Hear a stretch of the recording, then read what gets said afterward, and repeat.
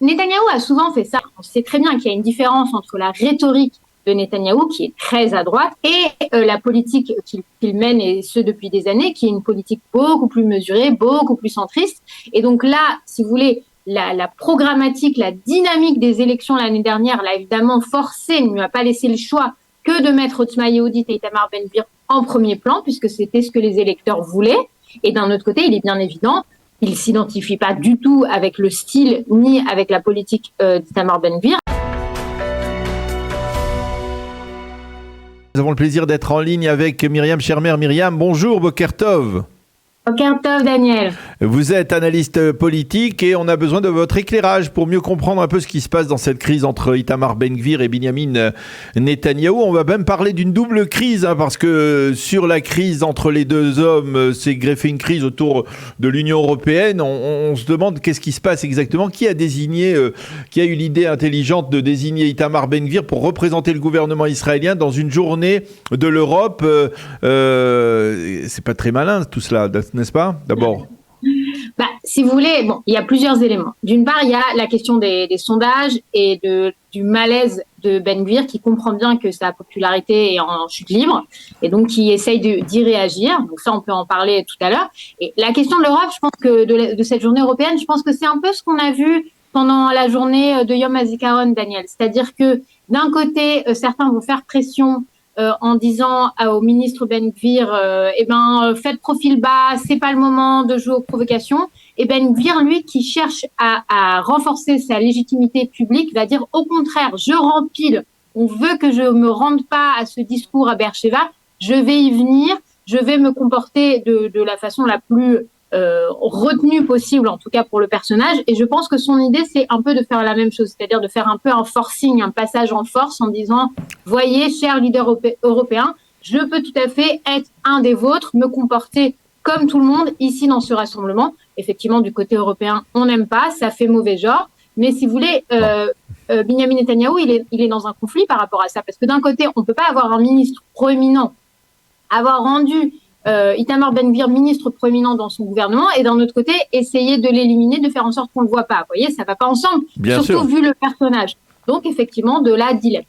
Et oui, effectivement, on peut pas. C'est ce que dit Nahum Barnea ce matin dans le Yediot Ahronoth. Il dit tout simplement, Itamar Ben-Gvir a été nommé ministre de la Sécurité nationale, et d'un autre côté, on ne le veut pas dans des consultations sécuritaires. C'est paradoxal. Effectivement, Binyamin Netanyahou avait qu'à le nommer ministre de l'Agriculture, peut-être. Si vous voulez, Netanyahou a souvent fait ça. C'est-à-dire qu'il a dans d'autres gouvernements, il avait déjà son propre cabinet avec lequel il aimait bien s'entendre. Netanyahou, on a bien compris que c'était clairement pas, si vous voulez, on sait très bien qu'il y a une différence entre la rhétorique de Netanyahou, qui est très à droite, qui est de plus en plus à droite, qui est même parfois trumpienne dans son style, et la politique qu'il mène, et ce depuis des années, qui est une politique beaucoup plus mesurée, beaucoup plus centriste. Et donc là, si vous voulez, la programmatique, la dynamique des élections l'année dernière l'a évidemment forcé, ne lui a pas laissé le choix que de mettre Otzma Yehudit et Itamar Ben-Gvir en premier plan, puisque c'était ce que les électeurs voulaient. Et d'un autre côté, il est bien évident, il ne s'identifie pas du tout avec le style ni avec la politique d'Itamar Ben-Gvir, et donc il cherche un peu à le cacher dans son propre gouvernement, sauf que ça marche pas très bien, et qu'on voit bien encore une fois que Ben-Gvir est dans une forme de malaise, puisqu'il voit bien les sondages, lui qui est arrivé avec le sionisme religieux, il était à 14 mandats actuellement dans la Knesset actuelle, ce qui était un énorme succès pour une faction, Otzma Yehudit, rappelons-le, qui plusieurs fois n'est pas passé, mais là on voit dans les sondages qu'il retourne autour du seuil d'éligibilité, parfois il passe pas, et donc il a tout intérêt, si vous voulez, à retourner vers sa base électorale qui est déçue puisque les résultats ne sont pas au rendez-vous.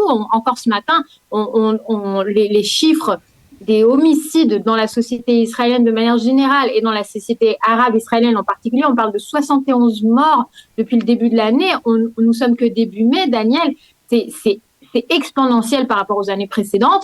C'est l'année dernière, le gouvernement Bennett-Lapid avait mis en place un programme qui commençait à obtenir des résultats. Ben-Gvir, ça y est pas du tout, sans compter évidemment qu'on est dans une vague de terrorisme et que les citoyens n'ont pas reçu ce sentiment de sécurité personnelle qui était si important au sein de la campagne. Ben-Gvir, de son point de vue, il est en train d'échouer. Donc la question est de savoir qu'est-ce qu'il peut faire. pour l'instant, le plus simple politiquement parlant, si vous voulez, c'est de rejeter la faute sur Netanyahou, de dire on me laisse pas mener ma politique. Est-ce que c'est vrai? Oui, en partie, on le comprend très bien puisque c'est pas les mêmes approches. Après, est-ce qu'il y a aussi une question de professionnalisme, Daniel? Il faut poser la question. Il y a beaucoup de gens qui sont aujourd'hui dans ces cercles-là autour des questions justement de sécurité dans la société arabe israélienne qui disent Ben Gvir n'a tout simplement pas les compétences professionnelles. Il ne s'agit pas de quelqu'un qui connaît le système de l'intérieur. Il a énormément de bonne volonté. Il est arrivé avec un programme très fracassant comme ça. Mais de là à savoir l'appliquer et à obtenir des résultats au quotidien sur le terrain, on voit bien que les résultats sont pas au rendez-vous. Il faut souligner quand même, Daniel, qu'il y a un facteur qui n'est pas en sa faveur. Eh bien, ce sont les manifestations, le mouvement de mobilisation qui, depuis 18 semaines, mobilise la police. La police qui est déjà en sous-effectif, il lui manquerait entre 2000 agents au quotidien et jusqu'à 7000 officiers de police supplémentaires pour remplir toutes les fonctions qu'on aimerait que la police remplisse, d'autant plus qu'elle est davantage mobilisée en ce moment. On voit bien qu'il y a un écart très important entre promesses et réalité. Alors effectivement, il y a un écart entre, on va dire, les aspirations et la concrétisation de ces aspirations. Comment ça va se terminer à votre avis? Est-ce que, parce qu'au Likoud, on a l'air de regarder cela d'un œil assez presque amusé, on parle de pétards mouillés, de menaces d'Itamar Ben-Gvir, qu'on les compare à des pétards mouillés. Est-ce que vous pensez que Ben-Gvir, qui a, entre autres, parmi dans ses caractères, son caractère est assez impulsif, est capable d'aller jusqu'au bout, c'est-à-dire de faire chuter le gouvernement israélien s'il n'est pas satisfait? C'est ça, je pense que nous autres qui observons la politique israélienne, on a tous en tête ce caractère très impulsif, justement. Et donc, la tendance à se dire que Ben-Gvir, le provocateur, Ben-Gvir, l'agitateur, aurait tendance effectivement à préférer faire tomber le gouvernement, ou en tout cas sérieusement l'immobiliser, plutôt que de s'admettre vaincu. Alors d'un autre côté, il s'agirait de décevoir beaucoup d'électeurs qui disent aujourd'hui ce serait faire tomber le gouvernement le plus à droite qui ait jamais existé en Israël. Donc c'est effectivement un dilemme très important. Je pense que ça va vraiment dépendre de la dynamique des sondages, Daniel. C'est-à-dire que si on continue en chute libre comme ça, si Netanyahou n'arrive pas, c'est un peu, si vous voulez, toute proportion gardée, mais c'est un peu ce qui s'est passé l'année dernière aussi. C'est-à-dire que Bennett, le premier ministre Bennett était très content, lui, obtenait des résultats avec le corona, voyager en Ukraine, aller voir Poutine, etc. Enfin, était en train de façonner, si vous voulez, sa position de leader. Et puis en dessous, on avait les députés Yamina, qui eux étaient très mécontents puisqu'ils se prenaient l'insatisfaction populaire au quotidien. Et c'est un peu ça, c'est-à-dire que Netanyahou, lui, qui est en train de négocier son virage avec Levin, qui a besoin de maintenir, de tenir, si vous voulez, son aile droite idéologique au sein du Likoud, qui a à cœur d'être invité par Biden à la Maison-Blanche. Enfin, voilà, Netanyahou qui est préoccupé par les questions qui préoccupent un Premier ministre, et puis Ben-Gvir qui, lui, avait vraiment promis un changement au quotidien et qui n'arrive pas à fournir ce que les électeurs attendent de lui.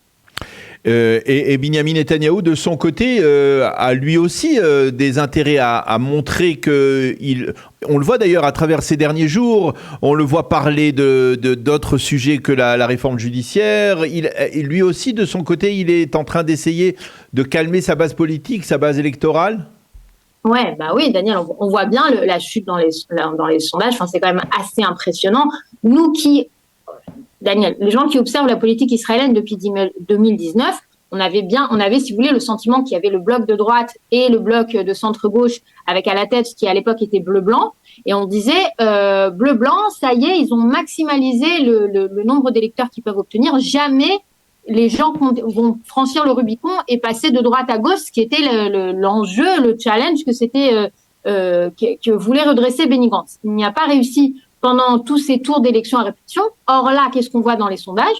On voit que des gens qui normalement votent pour le parti les blocs de droite, d'un coup se disent potentiellement intéressés par Gantz. Il n'y a aucune autre explication pour la montée exponentielle de Gantz dans les sondages, qui non seulement rattrape Lapid, alors d'accord, on a compris qu'il y a certains électeurs de Yesh Atid qui maintenant vont passer à Benny Gantz, mais c'est pas que le bloc de centre-gauche, c'est aussi ce qu'on appelle la droite douce, etc., la droite centriste, qui d'un coup il dit tout ça, la réforme judiciaire, tout ce que nous présente ce gouvernement de droite dure, j'en veux pas, je passe au centre. Donc effectivement, Netanyahou très menacé, en train de perdre sa base électorale, encore une fois, centriste.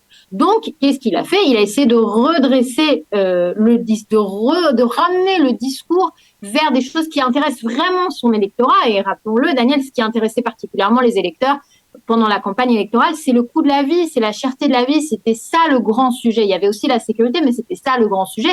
Donc, d'un coup, on va reparler de programmes économiques, de l'éducation gratuite pour les enfants de 0 à 3 ans, qui était une promesse importante. On essaye de commencer à s'adresser autour le coût du logement, etc. Donc, ramener vraiment la discussion.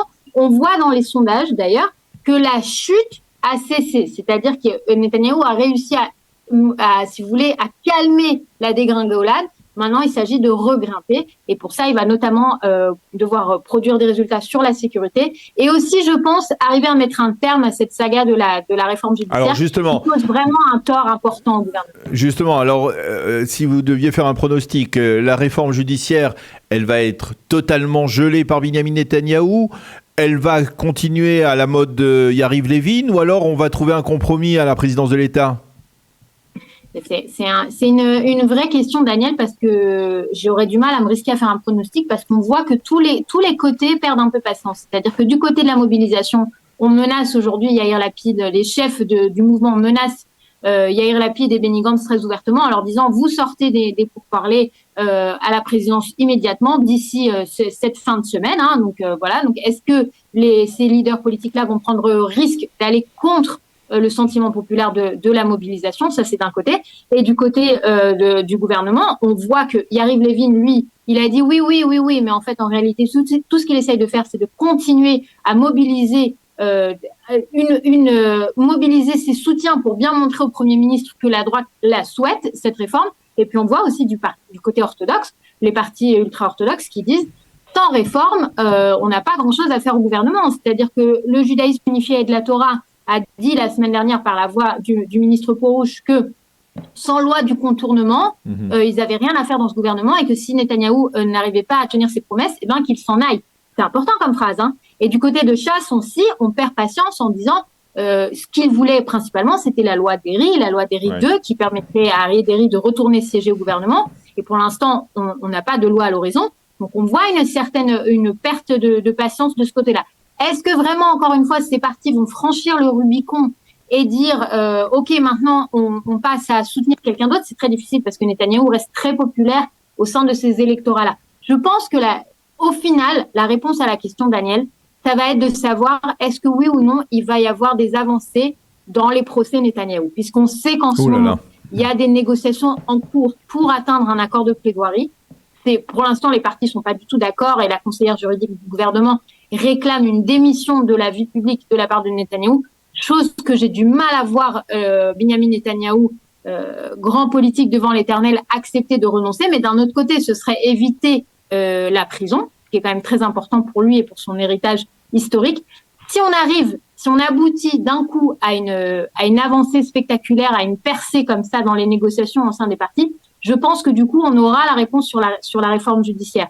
Parce que à ce moment-là, si Netanyahou quitte la scène, on peut tout à fait imaginer que les partis orthodoxes aillent avec Benny Gantz et ça change tout. D'accord? Ça change toute la carte politique. Si jamais il n'y a pas d'accord, peut-être qu'on verra de nouveau un virage à droite parce que Netanyahou n'aura pas le choix que de contenter son aile droite. Eh bien, merci beaucoup Myriam Shermer pour toutes ces explications extrêmement claires. Je ne sais pas si on arrivera à voir au niveau du timing le développement du procès Binyamin Netanyahou qui se prolonge très laborieusement et d'un autre côté la réforme qui voudrait peut-être être accélérée. Je ne sais pas si le timing risque d'être le même à ce niveau-là, mais en tout cas, merci beaucoup pour toutes ces explications sur les derniers développements politiques en Israël. Merci Myriam d'avoir été avec nous ce matin. Bonne journée, à bientôt. Avec plaisir, Daniel. Au revoir.